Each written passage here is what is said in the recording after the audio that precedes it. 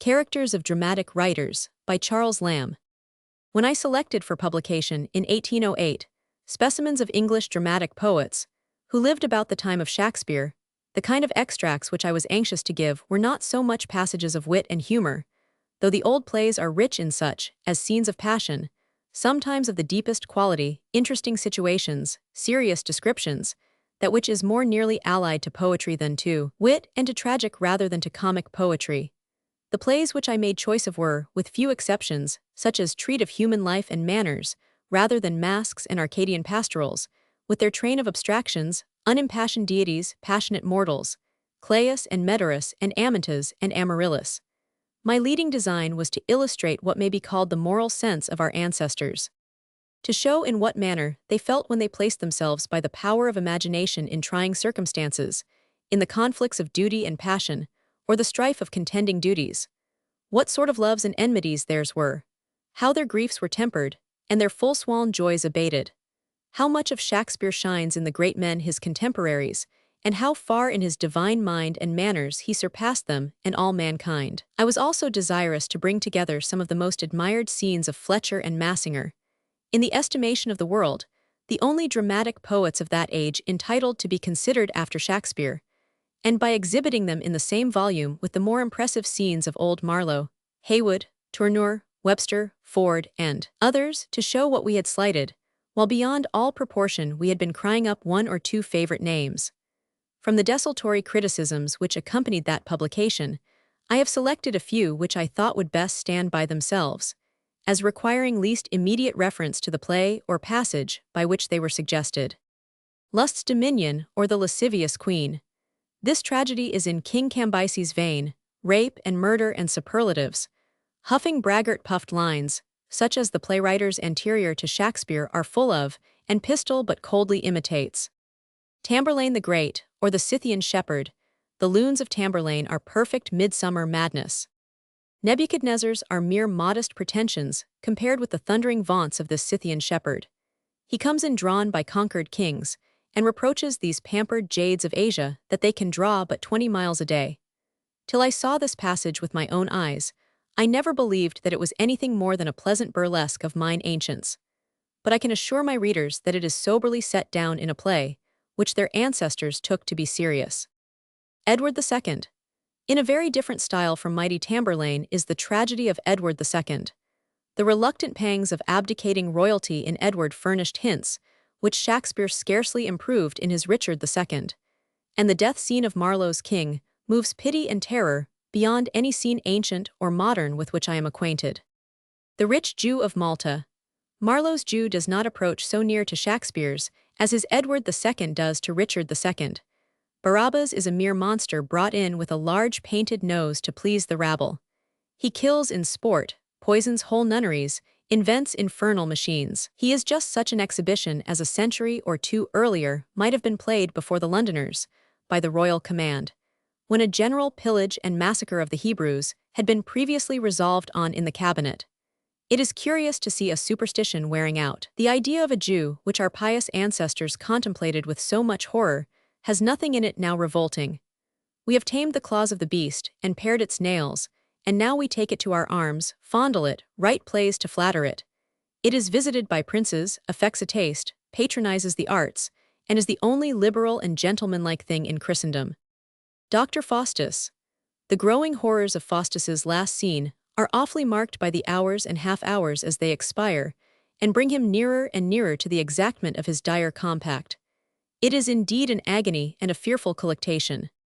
Marlowe is said to have been tainted with atheistical positions, to have denied God and the Trinity. To such a genius, the history of Faustus must have been delectable food.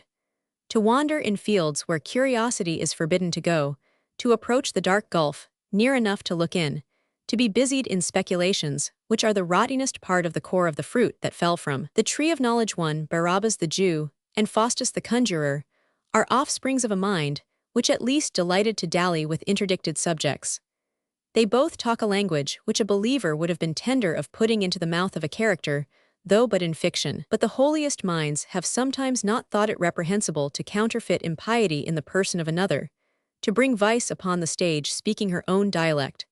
And, themselves being armed with an unction of self-confident impunity, have not scrupled to handle and touch that familiarly which would be death to others. Milton, in the person of Satan, has started speculations hardier than any which the feeble armory of the atheist ever furnished. And the precise, straight-laced Richardson has strengthened vice, from the mouth of Lovelace, with entangling sophistries and abstruse pleas against her adversary virtue, which Sedley, Villiers, and Rochester wanted depth of libertinism enough to have invented. Old Fortunatus, the humor of a frantic lover in the scene where Orleans to his friend Galloway defends the passion with which himself, being a prisoner in the English king's court, is enamored to frenzy of the king's daughter Agrippina, is done to the life. Orleans is as passionate an enamorado as any which Shakespeare ever drew. He is just such another adept in love's reasons. The sober people of the world are with him. A swarm of fools, crowding together to be counted wise. He talks pure Byron and Romeo. He is almost as poetical as they, quite as philosophical, only a little madder. After all, love's sectaries are a reason unto themselves. We have gone retrograde to the noble heresy, since the days when Sidney proselyted our nation to this mixed health and disease. The kindliest symptom, yet the most alarming crisis in the ticklish state of youth, the nourisher and the destroyer of hopeful wits, the mother of twin births, wisdom and folly, valor and weakness, the servitude above freedom, the gentle mind's religion, the liberal superstition. The honest whore, there is in the second part of this play, where Belafront, a reclaimed harlot, recounts some of the miseries of her profession, a simple picture of honor and shame, contrasted without violence, and expressed without immodesty, which is worth all the strong lines against the harlot's profession, with which both parts of this play are offensively crowded. A satirist is always to be suspected, who, to make vice odious, dwells upon all its acts and minutest circumstances with a sort of relish and retrospective fondness.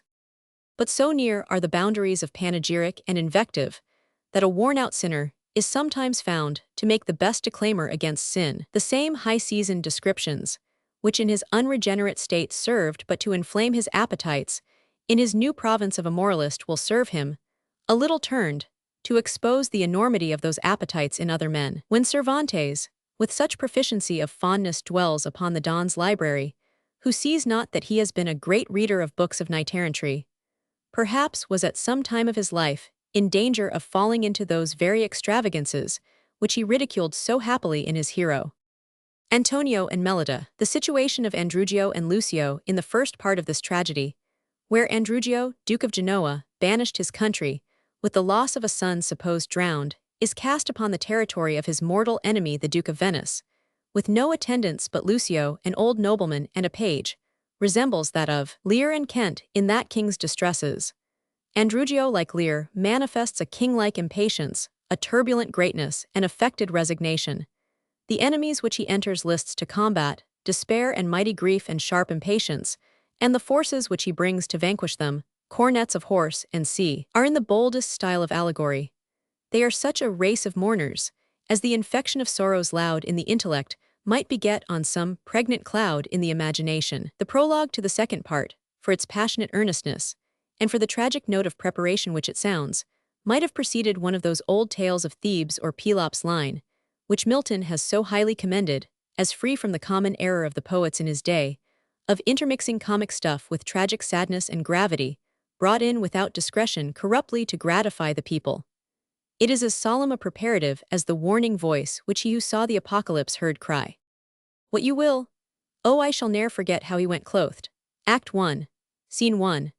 To judge of the liberality of these notions of dress, we must advert to the days of Gresham, and the consternation which a phenomenon habited like the merchant here described would have excited among the flat round caps and cloth stockings upon 'Change, when those original arguments or tokens of a citizen's vocation were in fashion, not more for thrift and usefulness than for distinction and grace. The blank uniformity, to which all professional distinctions in apparel have been long hastening, is one instance of the decay of symbols among us, which, whether it has contributed or not to make us a more intellectual, has certainly made us a less imaginative people. Shakespeare knew the force of signs, a malignant and turbaned Turk.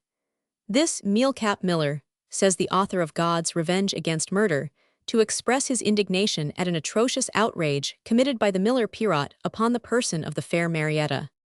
The merry devil of Edmonton, The scene in this delightful comedy in which Jerningham, with the true feeling of a zealous friend, touches the griefs of Mounchensey, seems written to make the reader happy. Few of our dramatists or novelists have attended enough to this. They torture and wound us abundantly. They are economists only in delight. Nothing can be finer, more gentlemanlike, and nobler than the conversation and compliments of these young men. How delicious is Raymond Mounchensey's forgetting, in his fears, that Jerningham has a saint in Essex, and how sweetly his friend reminds him, I wish it could be ascertained, which there is some grounds for believing, that Michael Drayton was the author of this piece. It would add a worthy appendage to the renown of that panegyrist of my native earth, who has gone over her soil, in his Polyolbion, with the fidelity of a herald, and the painful love of a son, who has not left a rivulet, so narrow that it may be stepped over, without honorable mention, and has animated hills and streams with life and passion beyond the dreams of old mythology. A woman killed with kindness. Heywood is a sort of prose Shakespeare. His scenes are to the full as natural and affecting, but we miss the poet, that which in Shakespeare always appears out and above the surface of the nature. Heywood's characters in this play, for instance, his country gentleman and sea, are exactly what we see, but of the best kind of what we see in life. Shakespeare makes us believe, while we are among his lovely creations, that they are nothing but what we are familiar with, as in dreams new things seem old, but we awake and sigh for the difference. The English Traveller. Heywood's preface to this play is interesting, as it shows the heroic indifference about the opinion of posterity, which some of these great writers seem to have felt. There is a magnanimity in authorship, as in everything else. His ambition seems to have been confined to the pleasure of hearing the players speak his lines while he lived. It does not appear that he ever contemplated the possibility of being read by after ages. What a slender pittance of fame was motive sufficient to the production of such plays as The English Traveller, The Challenge for Beauty, and The Woman Killed with Kindness. Posterity is bound to take care that a writer loses nothing by such a noble modesty. A Fair Quarrel. The insipid leveling morality to which the modern stage is tied down would not admit of such admirable passions as these scenes are filled with. A puritanical obtuseness of sentiment, a stupid infantile goodness, is creeping among us instead of the vigorous passions and virtues clad in flesh and blood with which the old dramatists present us. Those noble and liberal casuists could discern in the differences, the quarrels, the animosities of men, a beauty and truth of moral feeling, no less than in the everlastingly inculcated duties of forgiveness and atonement. With us, all is hypocritical meekness. A reconciliation scene, be the occasion never so absurd, never fails of applause. Our audiences come to the theater to be complimented on their goodness. They compare notes with the amiable characters in the play and find a wonderful sympathy of disposition between them. We have a common stock of dramatic morality, out of which a writer may be supplied without the trouble of copying it from originals within his own breast. To know the boundaries of honor, to be judiciously valiant, to have a temperance which shall beget a smoothness in the angry swellings of youth, to esteem life as nothing when the sacred reputation of a parent is to be defended, yet to shake and tremble under pious cowardice when that ark of an honest confidence is found to be frail and tottering, to feel the true blows of a real disgrace blunting that sword which the imaginary strokes of a supposed false imputation had put so keen an edge upon but lately.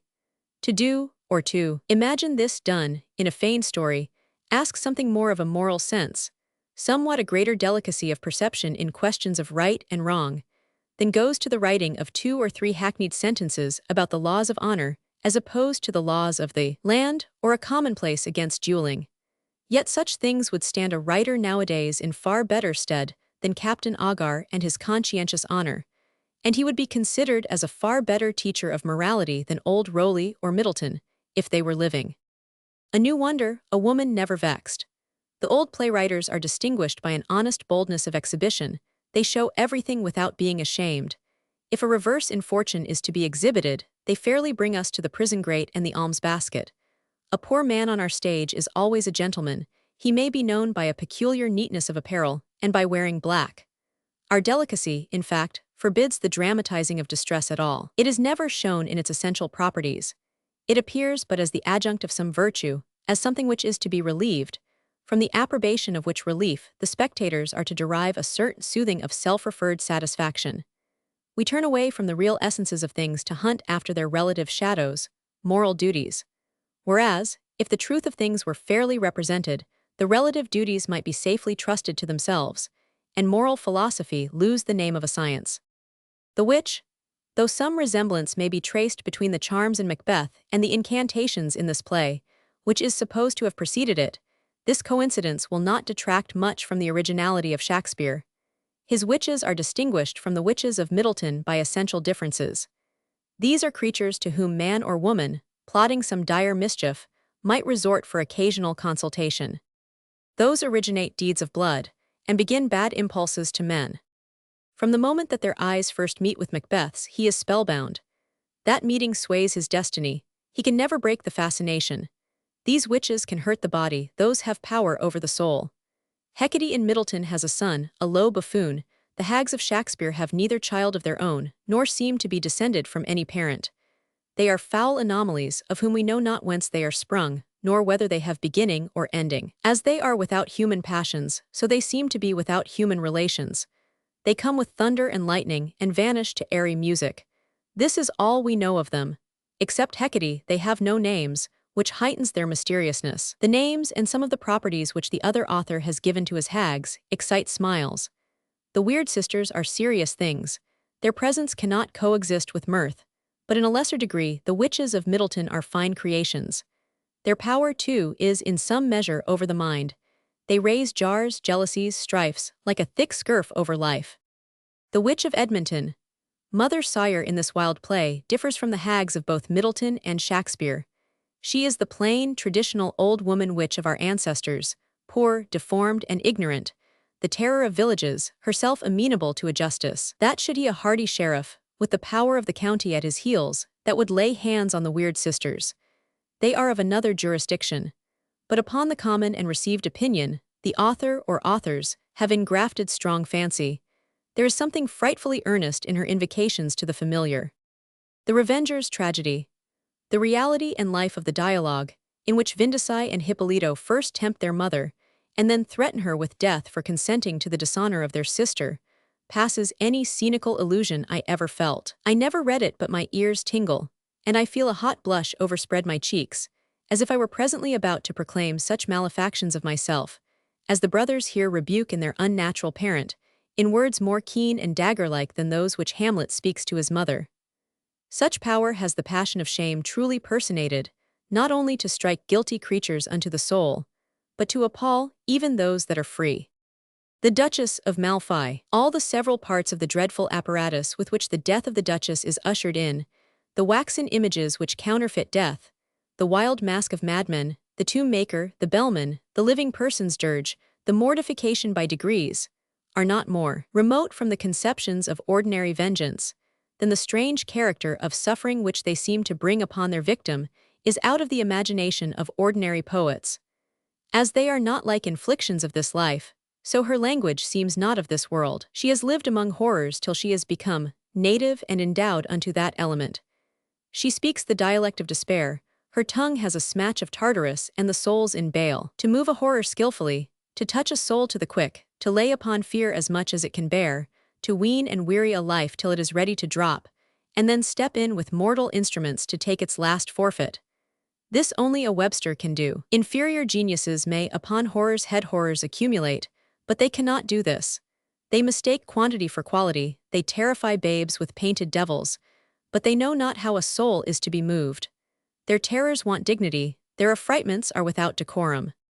The White Devil, or Vittoria Corombona. This White Devil of Italy sets off a bad cause so speciously, and pleads with such an innocence resembling boldness, that we seem to see that matchless beauty of her face which inspires such gay confidence into her, and are ready to expect, when she has done her pleadings, that her very judges, her accusers, the grave ambassadors who sit as spectators, and all the court, will rise and make proffer to defend her, in spite of the utmost conviction of her guilt. As the shepherds in Don Quixote make proffer to follow the beautiful shepherdess Marcella, without making any profit of her manifest resolution made there in their hearing. So sweet and lovely does she make the shame, which, like a canker in the fragrant rose, does spot the beauty of her budding name. I never saw anything like the funeral dirge in this play for the death of Marcello, except the ditty which reminds Ferdinand of his drowned father in The Tempest. As that is of the water, watery, so this is of the earth, earthy. both have that intenseness of feeling, which seems to resolve itself into the element which it contemplates. In a note on the Spanish tragedy in the Specimens, I have said that there is nothing in the undoubted plays of Jonson which would authorize us to suppose that he could have supplied the additions to Hieronimo. I suspected the agency of some more potent spirit. I thought that Webster might have furnished them. They seemed full of that wild, solemn, preternatural cast of grief which bewilders us in the Duchess of Malfi. On second consideration, I think this a hasty criticism.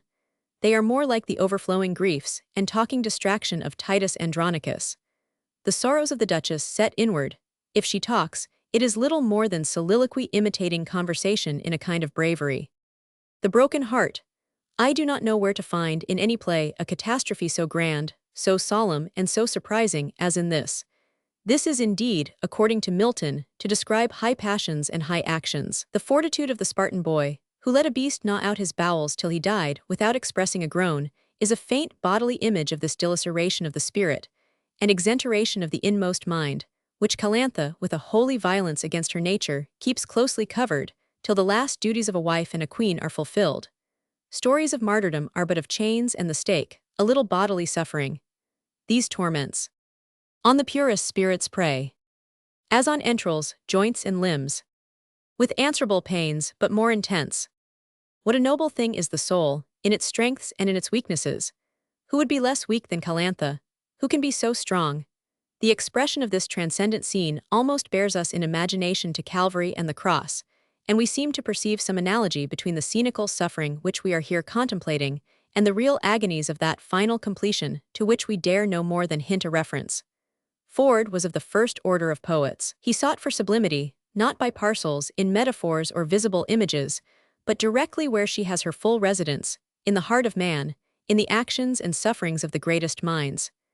There is a grandeur of the soul, above mountains, seas, and the elements, even in the poor perverted reason of Giovanni and Annabella. In the play one which stands at the head of the modern collection of the works of this author, we discern traces of that fiery particle, which, in the irregular starting from out the road of beaten action, discovers something of a right line even in obliquity, and shows hints of an improvable greatness in the lowest descents and degradations of our nature. Aleham Mustafa. The two tragedies of Lord Brooke, printed among his poems, might with more propriety have been termed political treatises than plays. Their author has strangely contrived to make passion, character, and interest, of the highest order, subservient to the expression of state dogmas and mysteries. He is in 9 parts Machiavel and Tacitus, for 1 part Sophocles or Seneca. In this writer's estimate of the powers of the mind, the understanding must have held a most tyrannical preeminence. Whether we look into his plays or his most passionate love poems, we shall find all frozen and made rigid with intellect. The finest movements of the human heart, the utmost grandeur of which the soul is capable, are essentially comprised in the actions and speeches of Clica and Camna. Shakespeare, who seems to have had a peculiar delight in contemplating womanly perfection, whom for his many sweet images of female excellence all women are in an especial manner bound to love, has not raised the ideal of the female character higher than Lord Brooke, in these 2 women, has done. But it requires a study equivalent to the learning of a new language to understand their meaning when they speak. It is indeed hard to hit. Much like thy riddle, Samson, in one day, or 7, though one should musing sit. It is as if a being of pure intellect should take upon him to express the emotions of our sensitive natures. There would be all knowledge, but sympathetic expressions would be wanting. The case is altered. The passion for wealth has worn out much of its grossness in tract of time. Our ancestors certainly conceived of money as able to confer a distinct gratification in itself, not considered simply as a symbol of wealth. The old poets, when they introduce a miser, make him address his gold as his mistress, as something to be seen, felt, and hugged, as capable of satisfying 2 of the senses at least. The substitution of a thin, unsatisfying medium in the place of the good old tangible metal has made avarice quite a platonic affection in comparison with the seeing, touching, and handling pleasures of the old chrysophylites. A banknote can no more satisfy the touch of a true sensualist in this passion than Crusa could return her husband's embrace in the shades. See the cave of Mammon in Spenser, Barabbas's contemplation of his wealth, in the rich Jew of Malta, Luke's raptures in the city Madam. the idolatry and absolute gold worship of the miser Jacks in this early comic production of Ben Jonson's. Above all, hear Guzman, in that excellent old translation of the Spanish rogue, expatiate on the ruddy cheeks of your golden ruddocks, your Spanish pistolets, your plump and full-faced Portuguese, and your clear-skinned pieces of eight of Castile, which he and his fellows the beggars kept secret to themselves, and did privately enjoy in a plentiful manner. For to have them to pay them away is not to enjoy them.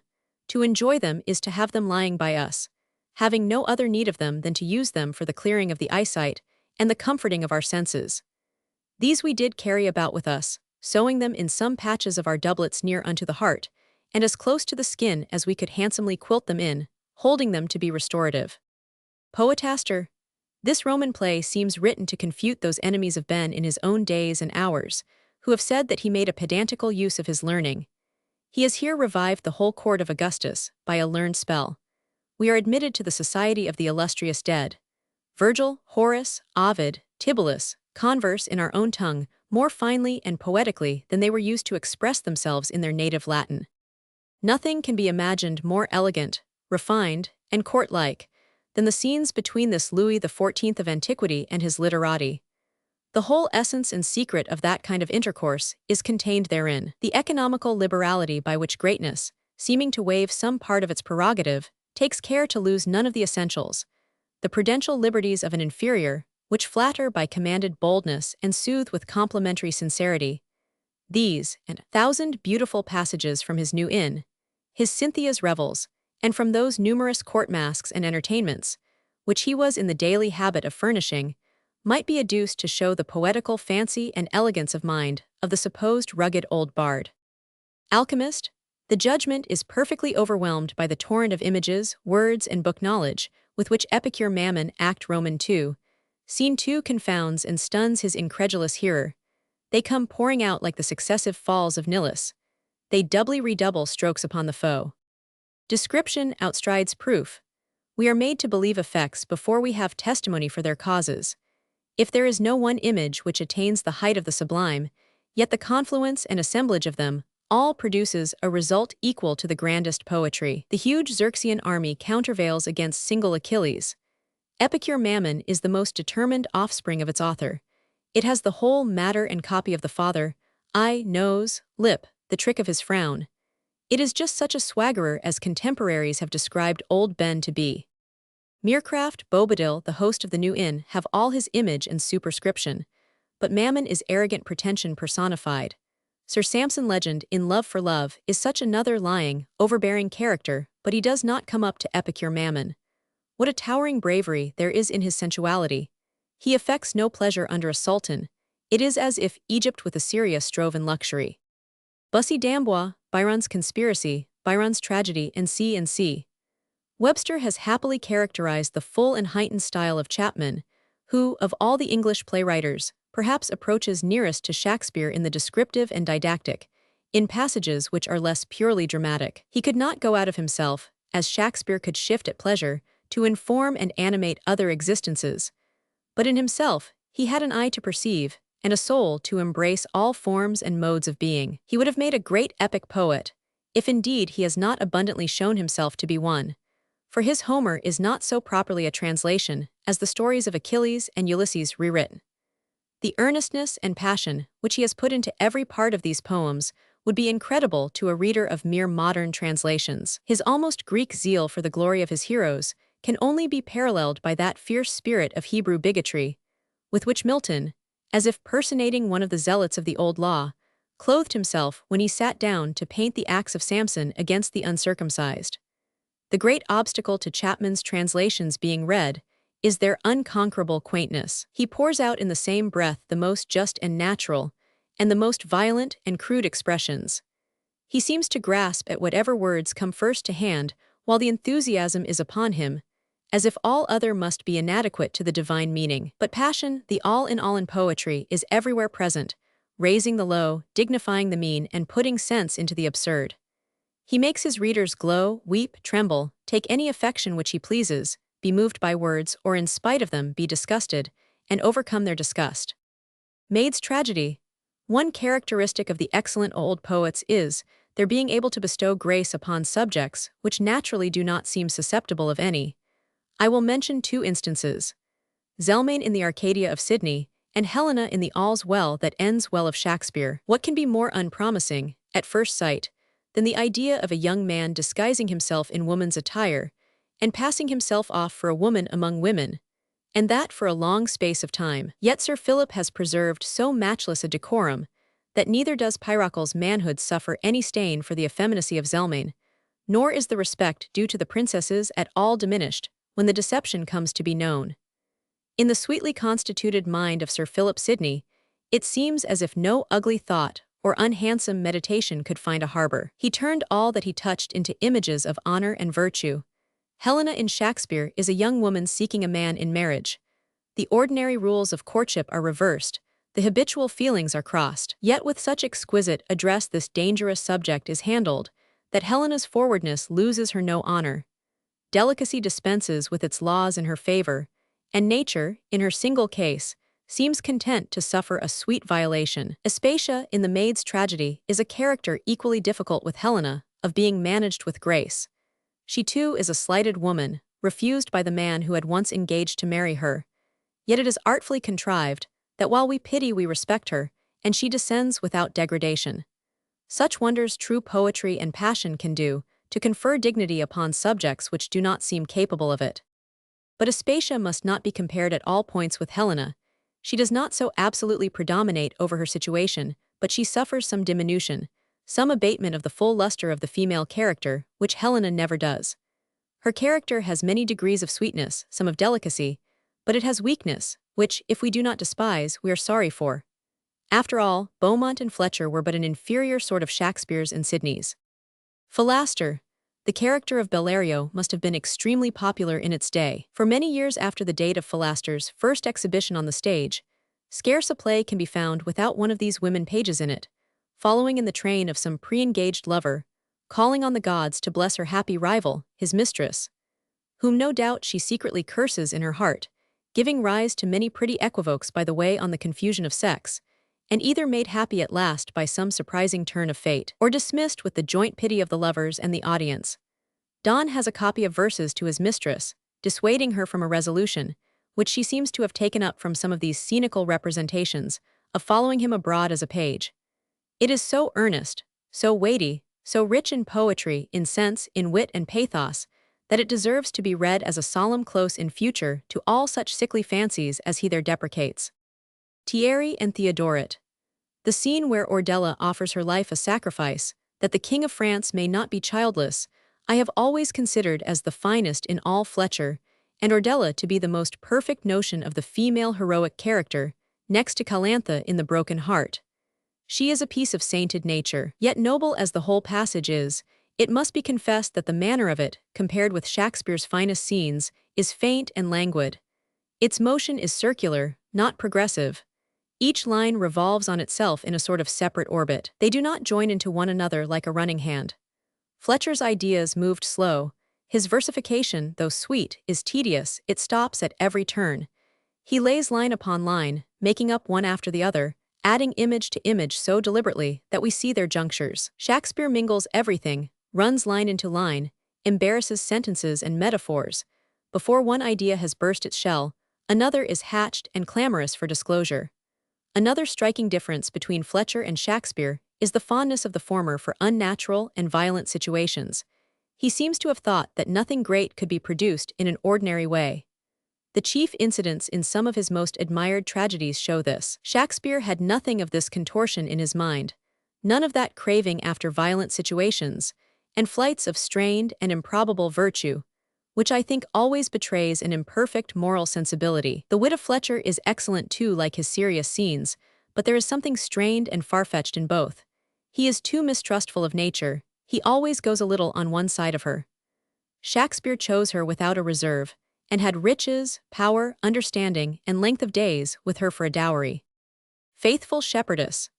If all the parts of this delightful pastoral had been in unison with its many innocent scenes and sweet lyric intermixtures, it had been a poem fit to vie with Camus or the Arcadia, to have been put into the hands of boys and virgins, to have made matter for young dreams, like the loves of Hermia and Lysander. But a spot is on the face of this Diana. Nothing short of infatuation could have driven Fletcher upon mixing with this blessedness, such an ugly deformity as Chloe, the wanton shepherdess. If Chloe was meant to set off Clorin by contrast, Fletcher should have known that such weeds by juxtaposition do not set off, but kill sweet flowers. The Virgin Martyr. This play has some beauties of so very high an order that with all my respect for Massinger, I do not think he had poetical enthusiasm capable of rising up to them. His associate Decker, who wrote Old Fortunatus, had poetry enough for anything. The very impurities which obtrude themselves among the sweet pieties of this play, like Satan among the sons of heaven, have a strength of contrast, a raciness, and a glow in them which are beyond Massinger. They are to the religion of the rest what Caliban is to Miranda. Old Law, there is an exquisiteness of moral sensibility, making one's eyes to gush out tears of delight, and a poetical strangeness in the circumstances of this sweet tragicomedy, which are unlike anything in the dramas which Massinger wrote alone. The pathos is of a subtler edge. Middleton and Rowley, who assisted in it, had both of them finer geniuses than their associate. Claims a place amongst the worthies of this period, not so much for any transcendent talent in himself, as that he was the last of a great race, all of whom spoke nearly the same language, and had a set of moral feelings and notions in common. A new language, and quite a new turn of tragic and comic interest, came in with the Restoration.